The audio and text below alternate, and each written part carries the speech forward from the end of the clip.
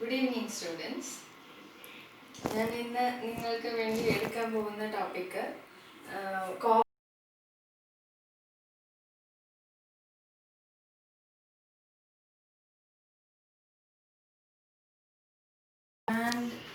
and supply dimensions changes ആ സെക്ഷനിലാണ് അത് വരിക. ഓക്കെ, സോ നമുക്ക് എല്ലാവർക്കും അറിയാം what is law of demand, what is law of supply, what are the factors affecting supply and demand. So the price of the commodity is the main factor which affects the demand and also the supply of a commodity. Okay, so price ആണ്, അതായത് വിലയാണ് എല്ലാവരും നോക്കുന്നത്.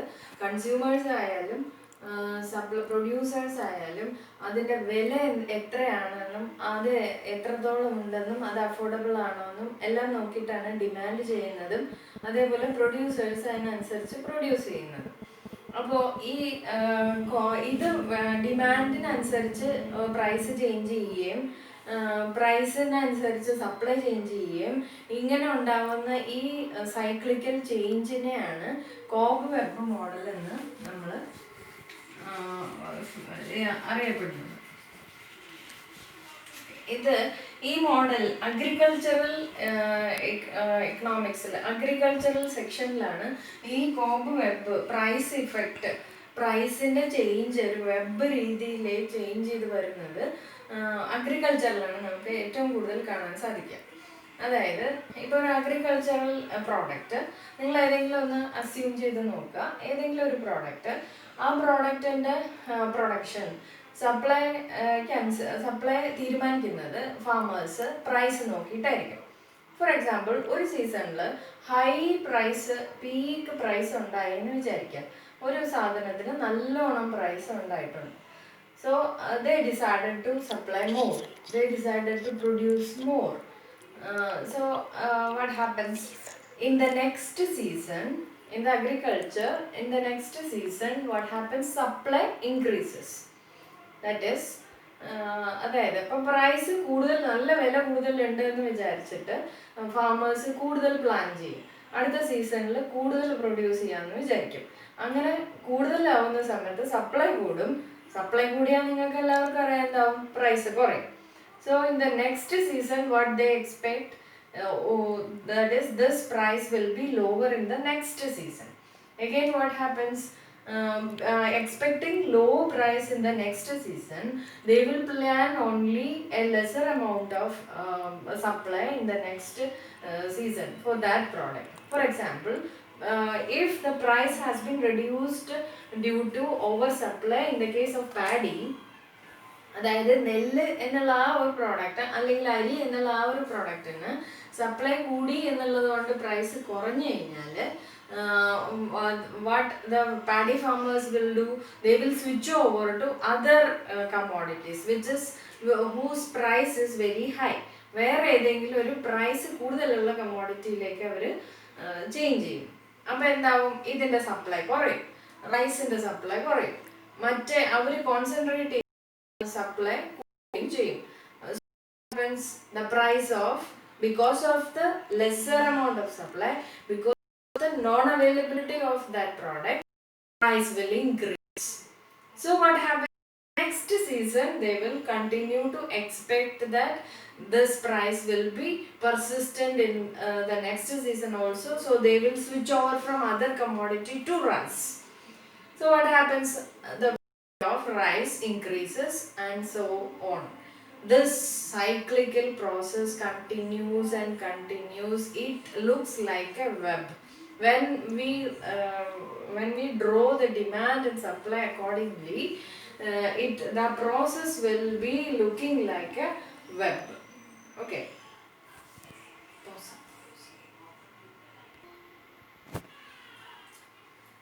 This is the Cobweb model diagram. And look this, it is looking like really a web.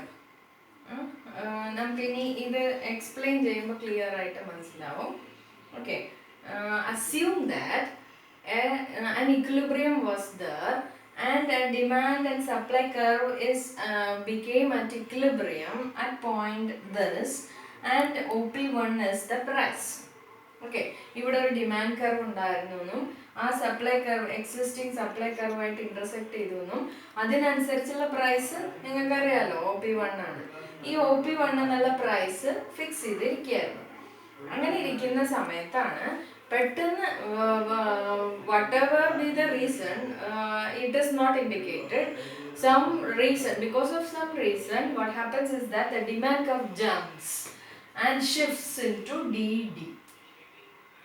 Okay, പുതിയ equilibrium ഇവിടെയാണ് വരിക. പക്ഷേ in the case of agriculture, what the farmers expect that the OP1 will be the price persistent in future also. അതായത് അവർ വിചാരിക്കും OP1 തന്നെയാണ് price, എന്നിട്ട് അവർ seasonal ആണല്ലോ agricultural production, അതുകൊണ്ട് അവർ ഇന്ന് പ്ലാൻ ചെയ്താൽ മാത്രമേ 3 മാസം കഴിയുമ്പോൾ അതിൻ്റെ പ്രൊഡക്ഷൻ സപ്ലൈ വരുള്ളൂ. അപ്പോൾ ഇന്നത്തെ പ്രൈസ് ആയിരിക്കും അവർ അസ്യൂം ചെയ്യുക, അതിനനുസരിച്ച് അവർ പ്ലാൻ ചെയ്യും. അപ്പോൾ OP1 അനുസരിച്ചുള്ള സപ്ലൈ എത്രയാണ്? OP1 അനുസരിച്ചുള്ള supply OA amount of supply. അപ്പോൾ ഇത്ര മാത്രം അവർ പ്രൊഡ്യൂസ് ചെയ്യും, കാരണം അവർക്ക് അത്രേ അഫോർഡ് ചെയ്യാൻ പറ്റുള്ളൂ. ഈ ജമ്പ് ഇൻ ദ ഡിമാൻഡ് ഒന്നും അവർ അസ്യൂം ചെയ്യില്ല, ഫാമേഴ്സ് ആണ്, അതുകൊണ്ട് അവർക്ക് പ്ലാൻഡ് പ്രൊഡക്ഷൻ അതൊന്നുമില്ല. അതുകൊണ്ട് OA എമൗണ്ട് ഓഫ് സപ്ലൈ അവർ ചെയ്യും, നടത്തും, അത്രയും എമൗണ്ട് പ്രൊഡ്യൂസ് ചെയ്യും. പക്ഷെ എന്ത് സംഭവിക്കുന്നു? ഇത്രയേ ഉള്ളൂ സപ്ലൈ, പക്ഷെ ഡിമാൻഡ് ഇത്ര കണ്ടുണ്ട്. So what happens? Because of this huge gap, price jumps from OP1 to OP2. ഇത്രയും ഹൈ പ്രൈസ് ആവും. ഓക്കെ, അപ്പൊ എന്താ നെക്സ്റ്റ് സീസണിൽ മാത്രമേ ചെയ്യാൻ പറ്റൂ. അതുകൊണ്ട് നെക്സ്റ്റ് സീസണിൽ they will assume that the price will be remaining at OP2 തന്നെ ഉണ്ടാവും എന്ന് വിചാരിച്ച് അതിനനുസരിച്ചുള്ള സപ്ലൈ എങ്ങനെ കണ്ടുപിടിക്കുക? OP2-ൽ നിന്ന് സപ്ലൈ കർവിലേക്ക് വരയ്ക്കുമ്പോൾ നമുക്ക് അതിന് കറസ്പോണ്ടിങ് എമൗണ്ട് കിട്ടും, അതാണ് OB. ഇത്രയും ഇൻക്രീസ്ഡ് സപ്ലൈ പ്രൊഡക്ഷൻ ഫാമേഴ്സ് ചെയ്യും. അപ്പൊ ഇപ്പോഴത്തെ സപ്ലൈ ഇത്രയാണ്. എന്നാൽ അത്ര ഡിമാൻഡ് ഉണ്ടോ? ഇല്ല, ഇത്ര ഡിമാൻഡേ ഉള്ളൂ. ഇതുവരെയുള്ള ഈ സപ്ലൈ കർവ് ഡിമാൻഡിൽ ടച്ച് ചെയ്യുന്ന ഈ പോയിന്റ് ഇത്രയേ ഉള്ളൂ demand. Price will be reduced to OP3. OP2-ൽ നിന്ന് OP3-ലേക്ക് price reduced ആവും.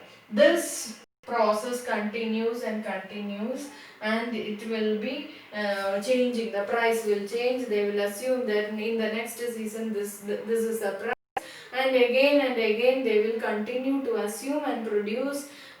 But what happens? There becomes a discrepancy between demand and supply. എപ്പോഴും ഡിമാൻഡും സപ്ലൈയും തമ്മിൽ എപ്പോഴും ഒരു ഗ്യാപ്പ് ഉണ്ടാവും. അതിനനുസരിച്ച് അവർ പ്ലാൻ ചെയ്ത പ്രൈസ് ആയിരിക്കില്ല. Oscillation in the price changing, flexibility change ചെയ്തുകൊണ്ടേയിരിക്കും. ഓക്കെ, അപ്പോൾ ഇതാണ് cobweb model. Okay, start. Yes, നമ്മളുടെ കോപ്വെബ് മോഡലിൽ 3 ടൈപ്പ് മോഡലുണ്ട്. മോഡൽ എന്ന് വെച്ചാൽ ഡയഗ്രാം തന്നെ. ഇങ്ങനെ നമ്മൾ വെബായി മാറുന്ന ഈ പ്രോസസ്സിനെയാണ് മോഡൽ എന്ന് പറയുന്നത്. ഓക്കെ, അപ്പോൾ ഈ കോപ്വെബ് മോഡൽ 3 ടൈപ്പിലുണ്ട്. നമ്മൾ ആദ്യം കണ്ട മോഡല് കൺവേർജന്റ് മോഡൽ എന്ന് പറയും. എന്ന് വെച്ചാൽ ആദ്യം ഇങ്ങനെ OP1-ൽ നിന്ന് തുടങ്ങി ഇങ്ങനെ ഉള്ളിലോട്ട് വെബ് ക്രിയേറ്റ് ചെയ്യുന്ന ടൈപ്പ് ഇതിനെയാണ് കൺവേർജന്റ് മോഡൽ എന്ന് പറയുന്നത്. ഇനി ഡൈവേർജന്റ് മോഡലുണ്ട്. അതെങ്ങനെയാണ് ക്ലിയർ ആയിട്ട് മനസ്സിലാക്കിയാൻ വേണ്ടിയിട്ടാണ് വായിക്കുന്നത്. ഇത് ഡിമാൻഡ് കർവ്, ഇത് സപ്ലൈ കർവ്. ഇത് ഇവിടെ നിന്ന് തുടങ്ങി ഇങ്ങനെ ഡൈവേർജന്റ് ആയിട്ട് ഔട്ട്വേർഡ് ആയിട്ട് വെബ് ക്രിയേറ്റ് ചെയ്ത് പോകുന്ന തരം മോഡലാണ്. ഓക്കെ, ഇത് സപ്ലൈ കർവ്, ഇത് ഡിമാൻഡ് കർവ്. ഇത് നമ്മൾ നേരത്തെ പറഞ്ഞത് കൺവേർജന്റ് മോഡൽ, അത് ഉള്ളിലോട്ട് വെബ് ക്രിയേറ്റ് ചെയ്യും. ഇത് ഉള്ളിൽ നിന്ന് തുടങ്ങി പുറത്തോട്ട് ഡൈവേർജൻ്റ് ആയിട്ട് പോകുന്ന വെബാണ്. ബാക്കി പ്രോസസ്സ് എല്ലാം സെയിം തന്നെയാണ്. കൺവേർജന്റ് മോഡലിന്റെ അതേ കാര്യങ്ങൾ തന്നെയാണ്. ആദ്യം ഒരു എക്സിസ്റ്റിംഗ് ഇക്വിലിബ്രിയം ഉണ്ടെന്ന് അസ്യൂം ചെയ്യുന്നു, അതിനുശേഷം ഡിമാൻഡ് DD ആയിട്ട് എക്സ്റ്റെൻഡ് ചെയ്യുന്നു. അപ്പോൾ ഉണ്ടാവുന്ന അവര് ഓൾറെഡി നേരത്തെ വിചാരിച്ചിരുന്ന അതേ OC എന്നുള്ള ഔട്ട്പുട്ട് തന്നെ പ്രൊഡ്യൂസ് ചെയ്യുന്നു. പക്ഷെ ഡിമാൻഡ് എക്സ്ട്രാ ആവുന്നു, എക്സസ് ഡിമാൻഡ് ആവുന്നു, അപ്പോൾ പ്രൈസ് കൂടുന്നു. ആ പ്രോസസ്സ് എല്ലാം സെയിം തന്നെയാണ്, പക്ഷെ ഡൈവേർജൻ്റ് ആയിട്ട് പോകുന്നു. ആദ്യം ചെറുതിൽ നിന്ന് തുടങ്ങി പുറത്തോട്ട് പോകുന്ന ഒരു മോഡലാണ് ഇത്. അപ്പൊ അതിനെ എക്സ്പ്ലോസീവ് ഓർ ഡൈവേർജന്റ് മോഡൽ എന്ന് പറയും. അടുത്തത് neither explosive neither convergent. That is neither convergent or divergent. അതായത് ഉള്ളിൽ നിന്ന് പുറത്തോട്ടും അല്ല, പുറത്തു നിന്ന് ഉള്ളിലേക്കുമല്ല വെബ് ക്രിയേറ്റ് ചെയ്യുന്നത്. ഈ ഡയഗ്രാം, ഈ മോഡല് അതിൻ്റെയാണ്. That is DD demand curve. നേരത്തെ ഇക്വിലിബ്രിയം ഉണ്ടായിരുന്നു, അതിനുശേഷം demand the reason is not provided, but because of some reason the demand has been increased up to shifted to DD. So what happens, but the farmers are aware of the price OP1. They don't have the knowledge that the demand has been extended. അതായത് അവർക്കറിയില്ല ഇത്രയും demand കൂടുന്നു ഒന്നും അറിയില്ല. Because agriculture ആണ്, അതുകൊണ്ട് അവർക്ക് trend ഒന്നും അറിയില്ല. അവർ OP1 ഔട്ട്പുട്ട് പ്രൊഡ്യൂസ് ചെയ്യുന്നു. അപ്പം എന്ത് സംഭവിക്കുന്നു, ഡിമാൻഡ് കൂടിയത് കൊണ്ട് പ്രൈസ് കൂടുന്നു, OP2 ആയി വരുന്നു. അപ്പൊ നെക്സ്റ്റ് സീസണിൽ OP2 ആയിരിക്കും അടുത്ത സീസണിൽ വരിക എന്ന് വിചാരിച്ച അതിനനുസരിച്ചുള്ള സപ്ലൈ OB പ്രൊഡ്യൂസ് ചെയ്യുന്നു, പ്ലാൻ ചെയ്യുന്നു, പ്രൊഡ്യൂസ് ചെയ്യുന്നു. പക്ഷെ അത്ര കണ്ട് ഡിമാൻഡ് ഉണ്ടാവുന്നില്ല. OP1 മാത്രമേ അവർക്ക് പ്രൈസ് ആയിട്ട് കിട്ടുന്നുള്ളൂ. അപ്പൊ പിന്നെ OP1 വെച്ച് പ്രൊഡ്യൂസ് ചെയ്യുന്നു, പക്ഷെ OP2 ആയി ജമ്പ് ചെയ്യുന്നു. ഇങ്ങനെ ഓസിലേറ്റ് ചെയ്ത് same price change, OP1 OP2 മാത്രമേ ചേഞ്ച് ആവുന്നുള്ളൂ പ്രൈസ്. അതുപോലെ ഔട്ട്പുട്ട് OAയും OBയും മാത്രം. അങ്ങനെ ചേഞ്ച് ആയി വരുന്ന തരം കോബ് വെബാണ്. ഒരു തരം വെബ് തന്നെയാണ്, പക്ഷെ അത് എവിടേക്കും പുറത്തോട്ടും പോകുന്നില്ല, അതിന് ഉള്ളിലേക്കും അല്ല പോകുന്നത്. സെയിം ലെവൽ കീപ്പ് ചെയ്യുന്നു. OP1 OP2